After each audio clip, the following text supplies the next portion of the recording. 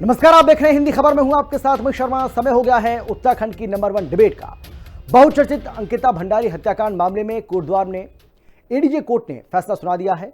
Court ने तीनों आरोपियों पुलकित आर्य, सौरभ भास्कर और अंकित गुप्ता को हत्या के मामले में दोषी करार देते हुए उम्र कैद की सजा का ऐलान किया है। साथ ही 50-50 हजार रुपए का अर्थदंड और अंकिता के परिजनों को 4 लाख रुपए देने का फैसला भी अदालत की ओर से सुनाया गया है। अब कोर्ट के इस फैसले पर कांग्रेस ने कहा है कि अंकिता को न्याय मिला है। हालांकि इस मामले में कमजोर पैरवी को लेकर कांग्रेस ने सरकार पर निशाना भी साधा है। चर्चा करेंगे, लेकिन पहले एक रिपोर्ट आपको हम दिखाते हैं, देखिए।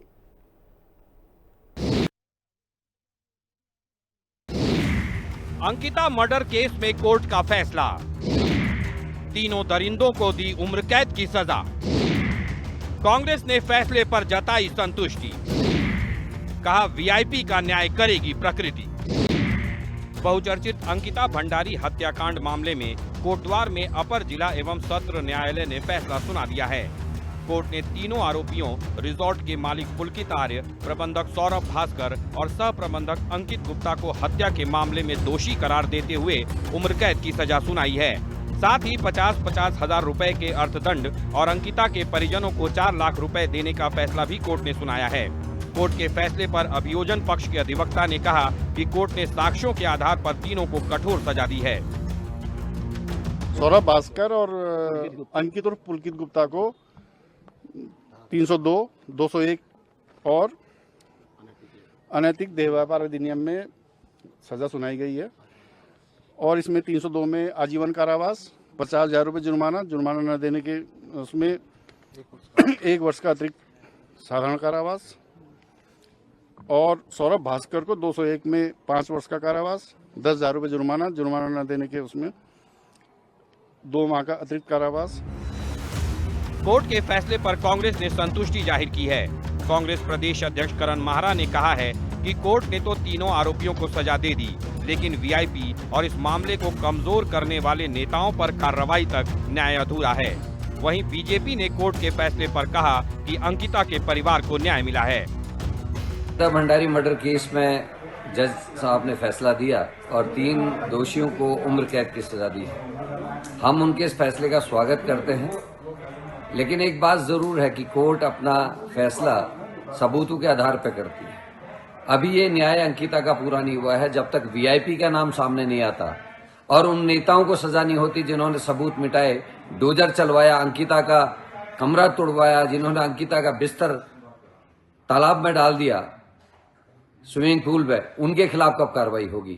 वो पुलिस के अधिकारी जिसने कमरे को वीआईपी बताया, उसके खिलाफ जब तक कार्रवाई नहीं होती, उस विधायक और उस बड़े नेता के खिलाफ जब तक कार्रवाई नहीं होती जिसने पूरे सबूत मिटाने का काम किया, डोजर चलवाया, आग लगवाई, और आग एक बार नहीं 17 दिन के बाद दोबारा आग लगी है, तो हम अंकिता के न्याय को आज अधूरा न्याय मानते हैं। प्रकृति को अपना न्याय करना होगा। ऋषिकेश के वनंतरा रिजॉर्ट में रिसेप्शनिस्ट का काम करने वाली अंकिता भंडारी की बेरहमी से हत्या कर दी गई थी, जिसका शव 24 सितंबर 2022 को चीला नहर से बरामद हुआ था। अंकिता की हत्या पर खूब बवाल हुआ था। इस मामले में गिरफ्तार वनंतरा रिजॉर्ट के मालिक पुलकित आर्य के साथ सौरभ भास्कर और अंकित गुप्ता को आरोपी बनाया गया था, जिन्हें कोर्ट ने 2 साल से अधिक चली सुनवाई के बाद उम्र कैद की सजा सुनाई है। कोर्ट ने अंकिता के हत्यारों को दंड देकर न्याय कर दिया है, लेकिन इस मामले में वीआईपी के मुद्दे पर आगे भी सियासत जारी रहने के आसार हैं। देहरादून से संवाददाता शुभांगी भट्ट और पौड़ी से संवाददाता मुकेश बचेती के साथ ब्यूरो रिपोर्ट, हिंदी खबर। और चलिए अब बिना समय गवाए चर्चा की शुरुआत करेंगे, लेकिन कौन कौन खास मेहमान हमारे साथ मौजूद हैं, सबसे पहले उनसे आपका हम परिचय कराते हैं। हमारे साथ बीजेपी की ओर से बीजेपी के नेता मथुरा दत्त जोशी जी हैं। मथुरा दत्त जी, बहुत स्वागत है आपका। सूर्यकांत धस्माना, जो कि प्रदेश उपाध्यक्ष हैं कांग्रेस पार्टी के, सर आपका भी स्वागत है। इसके अलावा हमारे साथ केंद्रीय प्रवक्ता हैं यूकेडी के देवचंद उत्तराखंडी जी, बहुत स्वागत है आपका। और हमारे साथ लक्ष्मी विष्ट, जो कि वरिष्ठ पत्रकार हैं, मैम आपका भी स्वागत है। लेकिन सबसे पहले सूर्यकांत धस्माना जी, मैं आपके पास आना चाहता हूं। सवाल मेरा आपसे यह है, मैं ये जानना चाहता हूं आपसे कि क्या आप मानते हैं कि अंकिता और अंकिता के परिवार को न्याय मिल चुका है, या अभी भी इसमें कुछ कमी बेसी आपको लगती है? देखिए, सबसे पहले तो मैं माननीय न्यायालय का धन्यवाद करूंगा। जिन हालातों में ट्रायल हुआ, अगर आप पूरा विवेचना से लेकर के घटना के बाद, तो जो बात हुई, घटना के बाद जिस प्रकार से पहले संज्ञान ही नहीं लिया गया, पटवारी ने कार्रवाई नहीं करी। उसके बाद जब हंगामा हुआ, तमाम चीजें एक्सपोज हुई, उसके बाद वो पुलिस में मामला गया, पुलिस ने उसके बाद एफआईआर दर्ज करी, पोस्टमार्टम रिपोर्ट, उसके बाद तमाम तरह की जो वहां पर सबूत नष्ट करने की जो कार्रवाई हुई, जिस प्रकार से बुलडोजर चलाया गया, जिस प्रकार से ट्वीट हुए, जिस प्रकार से उसका श्रेय लेने की कोशिश की गई, और उसके बाद जब विवेचना हुई, विवेचना में सबसे महत्वपूर्ण बात यह है कि जो अंकिता भंडारी का परिवार था, उनके माता पिता थे, अभियोजन पक्ष के जो वकील थे जो पैरवी कर रहे थे, उनके ऊपर ही कई तरह के आरोप उन्होंने लगाए। उसके बाद बीच बीच में जिस प्रकार से आग लगाई गई उस रेस्टोरेंट में, ये बहुत सारी बातें थी। उसके बावजूद न्यायालय ने जो साक्ष्य सामने आए, ट्रायल में सारे साक्ष्यों का परीक्षण करने के बाद और उसके बाद क्रॉस एग्जामिनेशन होने के बाद, बचाव पक्ष और अभियोजन पक्ष की तमाम दलीलों के बाद, न्यायालय ने जो दोष सिद्ध किया जी, और 302 में, 201 में और अन्य धाराओं में जिस प्रकार से आजीवन कारावास का दंड दिया है, मैं समझता हूं ये स्वागत योग्य कदम है और इसके लिए मैं माननीय न्यायालय का धन्यवाद करता हूं, पहली बात जी। दूसरी बात, जहां तक सजा है, पूरे राज्य की जनता, मथुरा दत्त जोशी जी समेत, मथुरा दत्त जोशी जी तो इस पूरी लड़ाई में, लगभग पूरी लड़ाई में हमारे साथ रहे, बहुत हमारे मुख्य साथी के रूप में उन्होंने कांग्रेस की तरफ से इस लड़ाई में जो जितने कार्यक्रम हुए उसमें हिस्सेदारी निभाई। कांग्रेस ने पूरा, ये कांग्रेस के अलावा पूरे राज्य की जनता ने, महिला शक्ति ने, अलग अलग सामाजिक संगठनों ने, राजनीतिक दलों ने, भाजपा को छोड़ करके सारे पॉलिटिकल पार्टीज ने इस पूरे आंदोलन को पार्टी लाइन से ऊपर उठ करके अंकिता के लिए न्याय जो मांगा, पूरे राज्य की जनता चाहती थी कि दोषियों को फांसी की सजा हो, नंबर 1। नंबर 2, जो सबसे इंपॉर्टेंट बात है जिसको मथुरा दत्त जोशी जी भी बोलते रहे, कि वीवीआईपी, जिसका जिक्र, पॉलिटिकल आरोप नहीं कह रहा हूं, जिसका जिक्र स्वयं अंकिता भंडारी ने अपने मित्र के साथ व्हाट्सएप चैट में जो जिक्र उसका किया कि उसके ऊपर दबाव बनाया जा रहा था, उससे अनैतिक कार्य करने के लिए एक्स्ट्रा सर्विसेज के रूप में उसके ऊपर प्रेशर बनाया जा रहा था, जब उसने कंप्रोमाइज नहीं किया तो जो नतीजा हुआ वो आपके सामने है। तो वो वीवीआईपी कौन था, ये अब तक मिस्ट्री बनी हुई है, ये अब तक सस्पेंस बना हुआ है। इसके लिए कभी भी राज्य की सरकार से कोई ऐसा प्रयास नहीं किया गया कि कोई ऐसी उच्च स्तरीय सीबीआई जांच या कोई एसआईटी बनाई जाए जिससे पता लगे कि ये वीवीआईपी आखिर है कौन। मैं कभी भी जीवन में आपराधिक मामलों में बहुत संभल करके आरोप लगाता हूं, बात करता हूं, लेकिन मैं किसी व्यक्ति के बारे में नहीं बोल रहा हूं, किसी नेता की तरफ इशारा नहीं कर रहा हूं, लेकिन ये बात सच है जो अंकिता ने स्वयं कहा कि वीवीआईपी था। वो वीवीआईपी कौन था, आज की तारीख तक वो सस्पेंस है।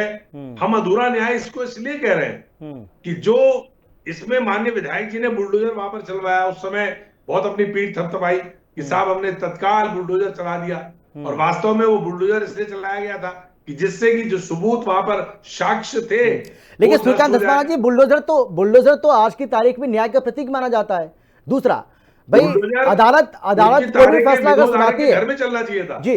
दूसरा, अदालत अगर कोई फैसला सुनाती है सर, अमित भाई, अदालत अगर कोई फैसला सुनाती है सर, तो वो भावनाओं के आधार पर तो नहीं सुना सकती है, वो तो सबूतों के आधार पर ही सुनाएगी। अमित जी, बुलडोजर अगर चलाना चाहिए था तो विनोद आर्य जी के और पुलकित आर्य के घर में चलाना चाहिए था। उस जगह पे जहां अपराध हुआ, जहां साक्ष्य थे, वहां पर बुलडोजर चलाने का क्या मतलब था। तो ये एक बहुत बड़ा एक इसमें लैकुना रह गया, वीवीआईपी वाला और सबूत साक्ष्य नष्ट करने के लिए, ठीक है, बुलडोजर चलाया जाना, 2 बार समझ गया सर मैं आपकी बात, ठीक है।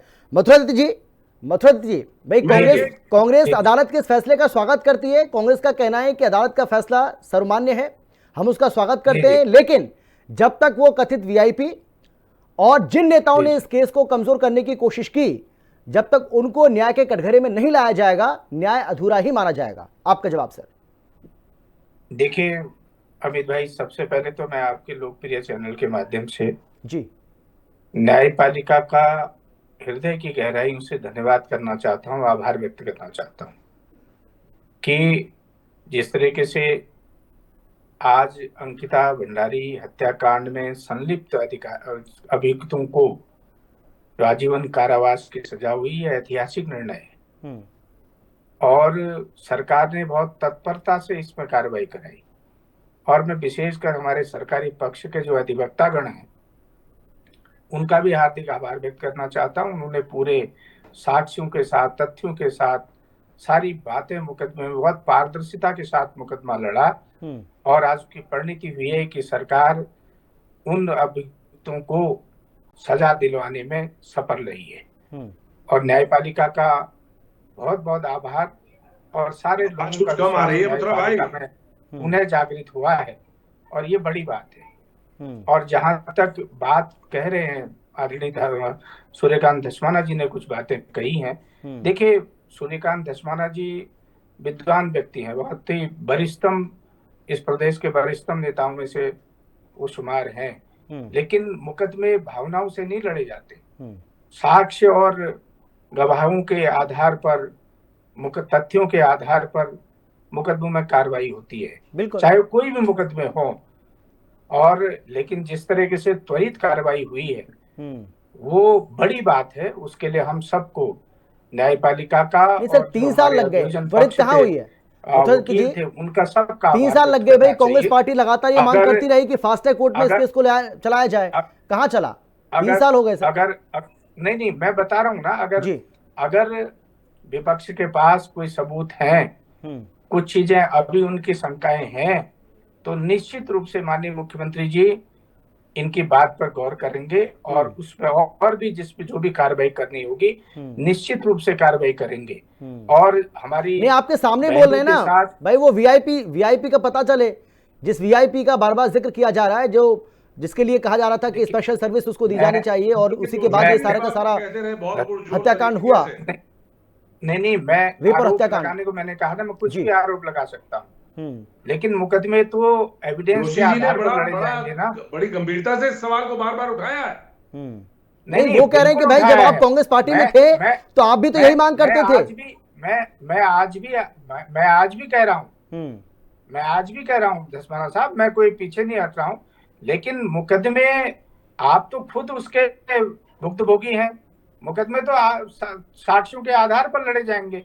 हाँ, मैं फिर कह रहा हूँ, मैं सत्ता पक्ष की तरफ से कह रहा हूँ और बड़ी जिम्मेदारी के साथ कह रहा हूँ, और माननीय मुख्यमंत्री जी ने जिस तरीके से इस मामले में तत्परता दिखाई और बार बार मुख्यमंत्री जी ने कहा कि इस घटना में संलिप्त अधिकारियों को हम अभियुक्तों को हम कठोर से कठोर सजा दिलवाएंगे। और फिर अभी कह रहा हूँ, अगर इसमें कोई कमी रह गई हो, कहीं पर भी कोई बात आएगी तो निश्चित रूप से आपकी भावनाओं का सम्मान करते उसके भी प्रयास किए जाएंगे। ऐसे लोगों के नाम अगर कहीं छुप गए हों, कहीं एविडेंस में नहीं आ पाए हों, कुछ भी अगर ऐसी एविडेंस और सामने आएगी, निश्चित रूप से सरकार उसकी जांच कराने में पीछे नहीं हटेगी। देवचंद जी, इससे बड़ी बात और क्या हो सकती है? आपके सामने बोल रहे हैं कि भाई अगर और भी कुछ लूपहोल्स आप लोगों को नजर आ रहे हैं, चाहे वो विपक्ष हो चाहे वो आम जनता हो, किसी को भी अगर लगता है कि हाँ इस मामले में अभी कुछ और लूपहोल्स हैं जिनका पर्दाफाश होना बाकी है, तो आप साक्ष्य पेश करिए, सरकार कार्रवाई करेगी, आगे बढ़ेगी इस मामले में, चाहे उसको अदालत के चौखट तक फिर से जाना पड़े। और क्या चाहिए? देखिए अमित जी, सबसे पहले तो मैं माननीय न्यायालय कोटद्वार का बहुत बहुत धन्यवाद करता हूं जी। और उसके बाद जो हमारे पक्ष के जो वकील थे उन सबका, और खास तौर पर जो हमारे दल के उपाध्यक्ष हैं आशुतोष नेगी का मैं शुक्रगुजार हूं, धन्यवाद करता हूं कि जो उन्होंने प्रमुखता से इसका इन्होंने जो मुकाबला किया, डट के मुकाबला किया और बार बार सरकार ने उनको जो है घेरने की कोशिश की, क्योंकि वो अंकिता भंडारी के केस में थे। अभी आपका जो पिछला सवाल जो हमारे आदरणीय है, मेरे तो धस्माना जी बहुत ही आदरणीय है, जो आपने सवाल उनसे पूछा था कि बुलडोजर तो न्याय का प्रमाण माना जाता है, वो ऐसे ही माना जाता है कि जैसे मथुरा प्रसाद जोशी आज से 4 महीने पहले कांग्रेस में थे और अब बीजेपी में, तो बुलडोजर को माना जाए कि जब वो न्याय के लिए लड़ रहा हो तो तब तो ठीक है, पर जब अन्याय के लिए लड़ रहा हो तब तो खराब है। वो तो सेम ऐसे उदाहरण ऐसा ही है। तो आप समझ सकते हैं कि वो बुलडोजर, अभी हमारे मन में शंका है और जोशी जी बोल रहे हैं, मैं सोचता हूँ कि वो इस पे अमल करेंगे कि नहीं करेंगे। वीआईपी का नाम हमें पता है, आइए ना पूछिए हमसे, हम वीआईपी को जानते हैं, हमने वीआईपी का नाम बार बार बोला है, आप चुप क्यों रहे? हमने सीबीआई की जांच मांगी है, आप चुप क्यों रहे? हमने रेणु बिष्ट को हटाने की बात करी, उस पर मुकदमा ठोकने की बात करी। ये तो आपका साक्ष्य सामने है ना। कानून अंधा होता है, उसको साक्ष्य चाहिए। जब तक वो देखते हुए भी जब दूसरा नहीं बोलेगा तब तक नहीं मानते। लेकिन आप तो अंधे नहीं ना सर, आप तो देख रहे हैं कि बंसरा रिस्टोर जो है वो पुलकित आर्य के बाप का है, आपका तो नहीं है, और रेणु बिष्ट का तो नहीं था। रेणु बिष्ट का वो तोड़ने पर सीधा सीधा किसी की जमीन पर, किसी की संपत्ति पर तोड़ फोड़ कर उस पर मुकदमा नहीं चलना चाहिए था। अरे अभी भी तो चला दो जोशी जी, कर दो ये कमाल, और वीआईपी का नाम निकल जाएगा। आप वो चैट मंगा लो जो अभी दसमाना जी जिक्र कर रहे थे, वो चैट मंगा लो, निकल जाएगा वीआईपी। और वीआईपी का नाम अंकिता भंडारी के मां के पास वो पिछले 2 साल से बोलती जा रही है। 3 साल हो गए केस को, जिसमें 2 साल से हम उसका मां का नाम, उसका वीआईपी का नाम बोल रहे हैं, और वीआईपी आपके बगल में चाय पानी पीकर जाता है और आप तब भी अंधे हो। आप ऐसी बातें जनता को भड़काने वाली बात ना करें। हम बेफाक बोलते हैं, क्रांतिकारी हैं, हमें कुछ डर नहीं है इसमें। हमारे आदमियों को जो बेफाक बोला जेल भेज दे, तो हम भी तैयार बैठे हैं, हम भी तैयार बैठे हैं कि हम बेफाक बोलेंगे। आपका वीआईपी आपके साथ शाम को चाय पीता है और आप बोलते हैं वीआईपी का नाम बताओ। और जब हम बोल रहे हैं, दसमाना जी बोल रहे हैं, आपने पहले खुद बोला कि भैया सीबीआई जांच करा लो, चेट करा लो, एसआईटी बिठा लो, वो सारा निकल जाएगा। वीआईपी आपके चारों तरफ घूम रहा है। और इसमें सबसे बड़ी बात अभी ये है कि पुलकित आर्य का बाप भी दोषी है, पुलकित, उसके बाद रेणु बिष्ट दोषी है, और उसके बाद चाहे वो किसी के कहने पर भी चलाया, बुलडोजर चलाने वाला दोषी है, वो पुलिस वाला जिसने रिपोर्ट के लिए वो जो है आनाकानी कर दी वो दोषी है, और खास तौर पर वहां पर जो पटवारी है वो दोषी है। तो वो तो आप छोड़कर चला रहे हैं। सो मोटो लीजिए सर, जोशी जी, सो मोटो लीजिए और जल्दी इन पर एक्शन कीजिए। नहीं तो इस जो ये हमारा जो ये यहाँ पर जो प्रसिद्ध चैनल है हिंदी खबर, इसके माध्यम से सारे देश में ये खबर जा रही है कि आप जनता को बेवकूफ बनाने की कोशिश कर रहे हैं, लेकिन जनता सब समझती है। ठीक है लक्ष्मी जी, आप क्या कहेंगे आज जिस तरीके से अदालत का फैसला आया, क्योंकि परिवार की ओर से बार बार ये मांग की जा रही थी कि भाई फांसी से कम कुछ भी मंजूर नहीं है, मौत के बदले मौत, लेकिन अदालत की ओर से उम्र कैद की सजा सुनाई गई है। इसके अलावा 50-50 हज़ार रुपये का जुर्माना, और परिवार के लिए कहा गया है कि परिवार को, जो पीड़ित परिवार है उसको 4 लाख रुपए दिए जाएंगे। कैसे देख रहे हैं आप इस फैसले को, और जो इस पर राजनीति हो रही है उस पर आप क्या कहेंगी? अमित जी, देखिए, ये न्यायालय का बहुत सराहनीय कदम है और हर कोई आज जो है इसका स्वागत कर रहा है, क्योंकि एटलीस्ट चलो हमारी न्याय व्यवस्था की अगर आप बात करें तो सालों साल से जो मतलब मुकदमे अभी हैं, फिर भी ये 3 साल भी अगर लगे हैं तो कम से कम चलो, मतलब मैं जल्दी ही मानती हूँ उसको, क्योंकि हमारे यहाँ जिस हिसाब से हम लोग केस देखते हैं 8 साल 10 साल 20 साल में ये होती है। दूसरी बड़ी बात है कि ये न्याय मिला है, जरूर मिला है, लेकिन उसके साथ साथ कुछ चीजें जो है वो नहीं छोड़नी चाहिए थी, क्योंकि अंकिता के जो वो जम्मू में जो फ्रेंड थे उनका जो नाम आया था, तो उसमें क्या था कि उसके जो पॉइंट्स थे कि जो अभी हमारे सहयोगी बता रहे थे कि उसमें किसका नाम था, वीआईपी कौन था, कुछ चीजें ये थी कि अगर उस वनंतरा पे, रिजॉर्ट पे अगर एकदम कार्रवाई कर दी तो वो किसके कहने पे क्यों गई, स्थानीय विधायक ने अगर ये सब चीजें की है तो वो भी साथ में उतनी ही गुनहगार हैं जो सबूत हटा रही हैं। तो ये कानून को उस दृष्टि से भी देखना बहुत जरूरी था। साथ में इसमें कितने लोग इन्वॉल्व हैं, वो तीनों को तो ठीक है सजा मिल गई, लेकिन औरों का जिनका नाम आ रखा है, और ये त्वरित कार्रवाई जो की गई रिजॉर्ट पे, तो वो किसको छुपाने के लिए, वो इतना क्या उन लोगों के छुपाने के उनको लगा था कि ये कर रहा है। तो इन कुछ बिंदु जो थे उन पे भी जो है माननीय न्यायालय के समक्ष जो है बात होनी चाहिए थी कि उन चीजों का क्या है कि अगर आप सजा दे रहे हैं तो उनको ना छोड़िए। और जिस तरीके से आज न्याय मिला है निश्चित तौर पे बहुत सराहनीय है न्यायालय के लिए, लेकिन कुछ चीजें जो है वो आम जनता के अंदर, हमारे अंदर भी है, आम जी। जनता के अंदर भी है, क्योंकि अगर इस तरीके की व्यवस्था होती है तो आगे क्या, आगे क्योंकि वो लोग तो सेफ बच गए ना कहीं उनका इन्वॉल्वमेंट तो थोड़ा ना थोड़ा तो कहीं ना कहीं सब मानते हैं कि है। उनको सपोर्ट करने के लिए जो बिल्कुल। आरोपी थे, साक्ष्य मिटाने के लिए जो उन्होंने किया है, तो उसके लिए आपने क्या किया है, बिल्कुल ये जरूरी बात थी। बिल्कुल, जवाब दीजिए सर मथुरा जी, क्योंकि अभी आप कह रहे थे भाई कोई अगर साक्ष्य आपके साथ है, कोई सबूत है, कुछ है तो आप बताइए, आपके सामने बता रहे हैं, नाम ले लेकर बता रहे हैं। देवचंद जी ने बहुत सारी बातें कही हैं जी। उसकी चैट में जो था, अंकिता की चैट में जो उस लड़के को उसने दिखे थे, उसने बहुत चीजें खुल के लिखी थी, और जो सामने भी आई, सबके सामने आई, और उसने पहले जो आपको सबको पता है कि उन्होंने बयान भी दिया अपना। अमित जी, अगर वो चीजें आनी जरूरी थी। अदालत के न्याय में, अदालत के फैसले में अगर हम भरोसा कर रहे हैं तो हमको अपने जांच अधिकारी और अभियोजन पक्ष के लोगों पर भी भरोसा करना पड़ेगा। 2 साल तक पूरा मुकदमा चला, अभियोजन पक्ष ने पूरी बारीकी से भरोसा आपकी पार्टी और सरकार पर नहीं कर रहे हैं सर ये लोग। इन लोगों का क्या भाई, आपके सामने बोल रहे हैं कि शाम को डेली आपके नेताओं के साथ वो वीआईपी चाय पीता है, आपके सामने बोल रहे हैं। मैं आ रहा हूँ, वो कौन है वो वीआईपी चाय पीता है? अगर इनको पीड़ा है तो मेरे दिल में भी पीड़ा है, ऐसा नहीं है कि हमको पीड़ा नहीं है। हम ये नहीं कह सकते हैं कि उनके साथ अन्याय हुआ, हम कह रहे हैं निश्चित रूप से अन्याय हुआ है, तो वो हमारे आगे भी नुकसानदायक। और इस तरह की घटनाओं के लिए उत्तराखंड में कोई स्थान नहीं है, और सरकार बिल्कुल प्रतिबद्ध है, कटिबद्ध है।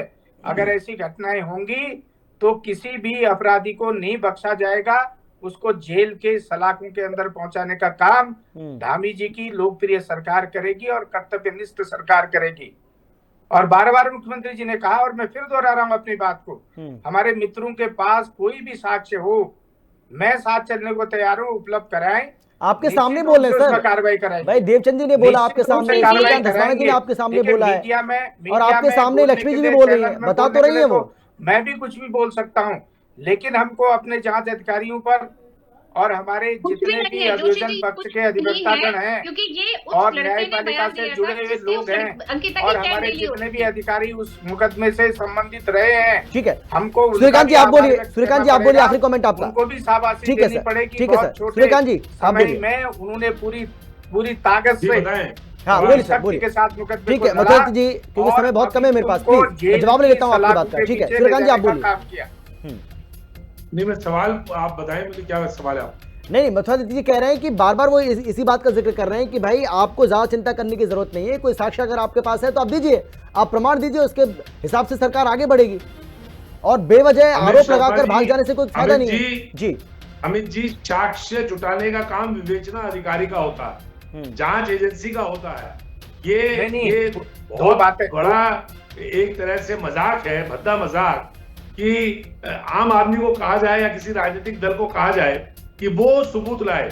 अरे भाई, ये काम इन्वेस्टिगेटिंग एजेंसी किस लिए होती है?